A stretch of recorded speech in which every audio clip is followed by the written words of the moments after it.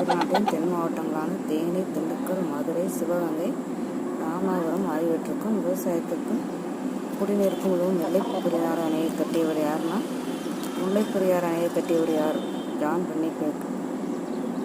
ஆங்கிலேயர் ஆட்சி காலத்தில் வைகை நதியின் வடிநிலப்பரப்பில் மழை பொய்த்து பஞ்சம் ஏற்பட்டால் பல்லாயிரக்கணக்கான மக்கள் பாதிக்கப்பட்டனர். மேற்கு தொடர்ச்சி மழை பெய்யும் மழை நீர் பெரியாற்றில் ஓடி வீணாக கடலில் கலப்பதை அறிந்த இவர் அங்கு ஒரு அணை கட்ட முடிவு செய்தார்.